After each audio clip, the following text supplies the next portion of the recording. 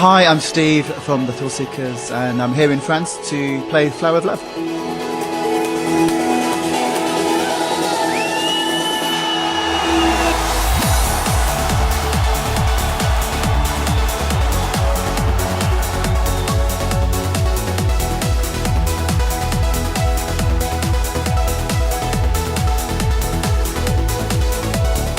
So Steve, how are you?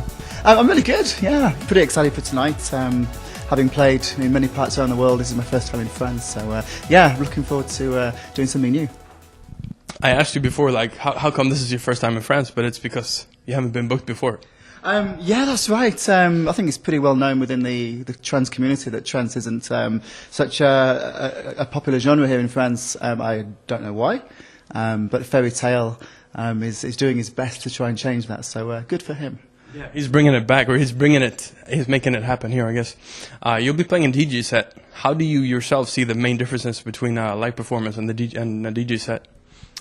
When I perform live as my live xtreme set, then all the tracks that I play are my own tracks. So although I've tried to make each track individual in their own right, there is obviously a certain sound which I do, which runs throughout. So there's a lot more scope as a DJ to take twists and turns along the way and play a whole different, just anything really, anything goes. Like you said before, you have been playing all over the world. How do you challenge yourself as a DJ and as a performer? I think when I DJ, people expect a certain sound from me because they're familiar with my productions. I don't challenge myself to go beyond trance music because I think my fans kind of expect to hear a certain sound. I do occasionally dip into a little bit of tribal for maybe one or two tracks, or throw in the odd side track, but I don't venture too far outside the sound that I'm known for. And how do you challenge yourself in the studio? I challenge myself all the time because the music that I write has to be it has to mean something to me, and also if I get bored of a track after a week or 2 weeks, it just instantly goes into the bin because I think if I'm going to get bored of it, then so is everybody else, and I think there's enough mediocrity in dance music without providing more. So it has to be, for me, something quite special. So that's how I challenge myself to maintain that quality. Yeah, looking at your Twitter information, it says quality over quantity, right? Oh, yes, it does. Yeah, I mean, I live by that. I mean, I would rather put out 4 tracks that I think are great in a year than the other approach which some people take, which is to put out 4 tracks every month, and 1 or 2 of them stick. The rest kind of drag down the good that they do, in my opinion. So I'd much rather, keep the quality high. You recently wrapped up a track that you started 7 years ago. That's pretty cool, right? Yeah, it was a track that I put together as a demo to work with a vocalist, and for one reason or another, it just never worked out, and so the track was forgotten about. And then not so long ago, I was just going through my hard drive looking for some sounds. I thought, oh, what's this? Oh, that sounds good. Oh, wow, this is great. So it was a track that I kind of brought back to life. Very much, it was from 7 years ago, so the Trance was at a great time. It's very kind of along the lines of Hydra Affinity. It's that kind of sound. It's very pure sounding, to use that word. So now what everyone is thinking is what's the name of the track and what's happening with it right now? Actually, no, I really don't like coming up with names, but I thought Find You because the track was obviously lost and found. I guess it should have been Found You, but that doesn't sound right to me. So the next track is called Find You. And Ferry, who I'm playing with here tonight, he's agreed to do a remix, so I'm really excited about how that's going to pan out as well. So yeah, that'll be coming out in October, all being well. Did it sound outdated now when you heard it like 7 years, since you made it 7 years ago? Did it sound still fresh?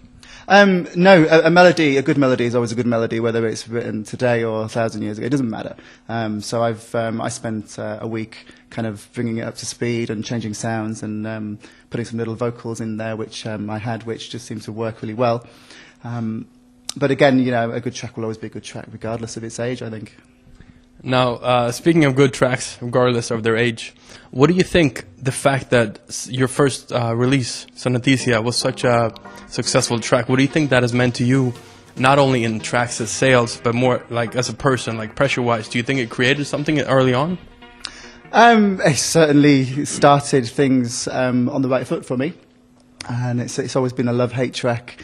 I love it because it kind of it allowed me to do what I'm doing today. It got the ball rolling. So, but along the way, I had some troubles with the label at the start and some legal issues, for which I don't want to go into. But it's constantly been a love-hate thing. So, but of course, it gets requested to be played all the time, and I think people still do see it as my best track.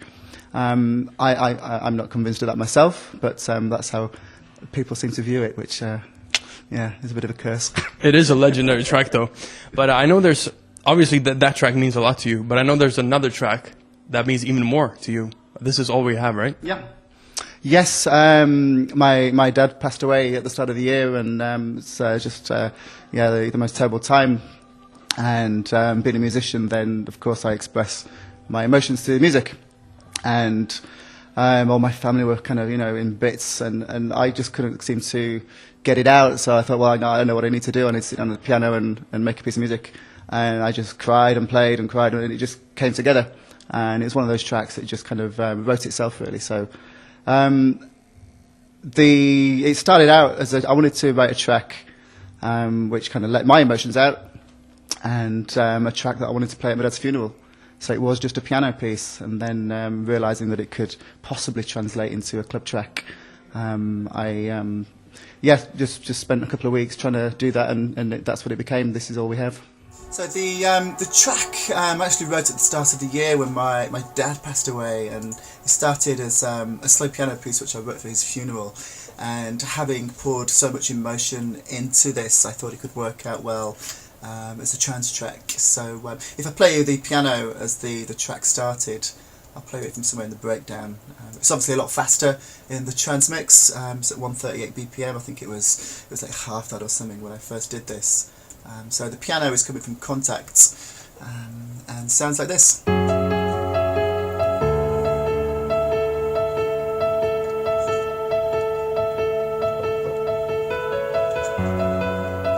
I heard in your studio video, when you go deep into the track, you play like the pure piano melody, which is amazingly beautiful as well.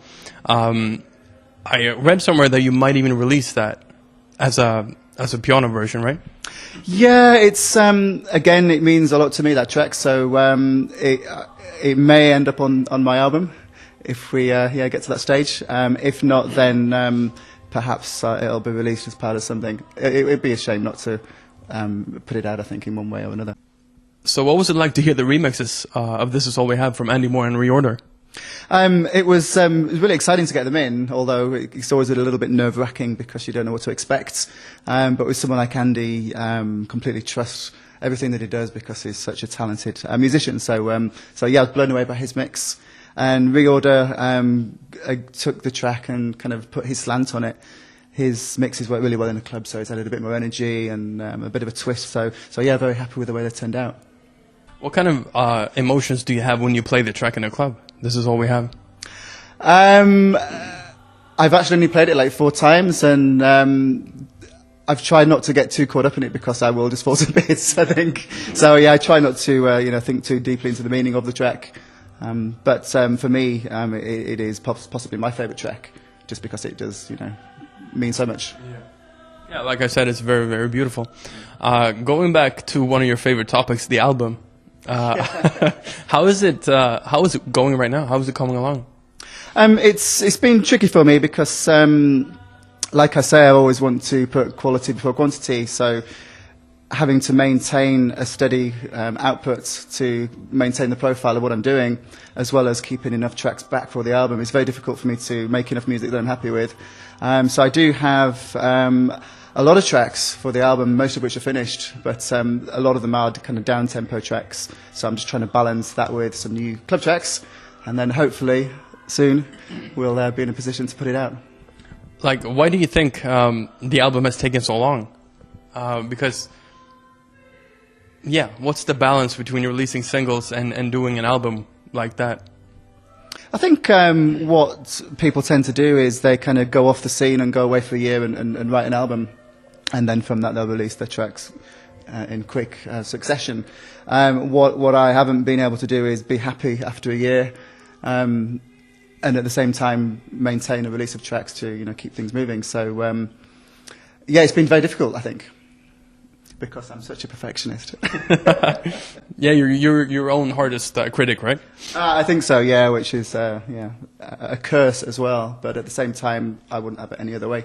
But do you have like 50 unfinished projects on your computer, or do you focus on the ones that you feel straight away this is good, or do you work on a lot of different stuff as well? I can sit down and spend a couple of hours in the studio and just make a track. And I could put it out there and it would just get lost, So it's only the very special tracks that I love, and I listen to, when I make a track, I spend at least 2 weeks on a track. Some people spend a couple of days. For me, I got to spend a couple of weeks. And when you're hearing a track for 8 hours a day for 2 weeks, it's going to drive you mad, unless it's a good track, in which case you just enjoy it more and more and more and more. And it's only those tracks that I actually put out. So I've got a lot of tracks which, I could put them out, but I don't think it gains me anything. And I don't want to be remembered for putting out just okay tracks. Yeah. What you're saying right now is pretty unique in the scene, actually, because a lot of people just push out tracks with labels coming up everywhere. You can release tracks instantly as well, and a lot of people just want to release and push stuff out. But you've been doing this for a very long time, and I like to say that you're sort of a legend within this scene right now. How do you look on the scene, what it looks like right now, and compared to your status, what you're doing? I think the scene is looking incredibly healthy right now. It's, it took a bit of a dip a few years ago, and it was always a worry, but I always kind of knew that it would come back around again, as music always does, go in cycles. So it's looking very healthy. There's some amazing producers coming through. I listen to sets from X, Y, and Z, and I'm actually getting excited by it again. So at the same time, still staying true to what I do. So yeah, I'm very, very happy about it. I can see you're passionate. Like, how many tracks are finished? Do you have anything that's completely finished for the album right now? Oh, yeah. I think I have 7 finished tracks, but I don't want to just release tracks that people have already heard, so it's just having 12 tracks that I'm completely happy with. That's going to be something new. Do you have any idea, like, on a time scale when it's going to be released? It's funny, I was chatting to Andy Moore last year in Ibiza, and he was saying, I've been making this album for the last 10 years. He was talking about his album. Yeah. And, the last 10 years I've been making this album, and I've done it all in the last 8 months. I think that's what I'm going to do with mine. It's just all of a sudden it's going to click and happen. So, I don't want to put a date on it, because it'll be done when it's done. Do you have any own personal favorites? I do, yeah. I've done a couple of tracks with Stina Grove, which are two beautiful tracks which haven't been put out yet. Anywhere With You was obviously one of the singles that we put out last year, and we continued writing in a similar way, although more down tempo. So they're really great. There's more really chilled out tracks, like my chill out mix for Chicane, stuff in that kind of genre. And I did a track called Escape, just tracks that really, really chilled and blissful, if you like. Yeah. Which some of them are a couple of years old now, but they still sound as good to me. And if no one's heard them, I think they still sound fresh. So I'm not too worried about those. So what can we expect from the Thrillseekers in the future? Well, I've got some more collaborations coming up and some more singles, and hopefully this long-awaited album.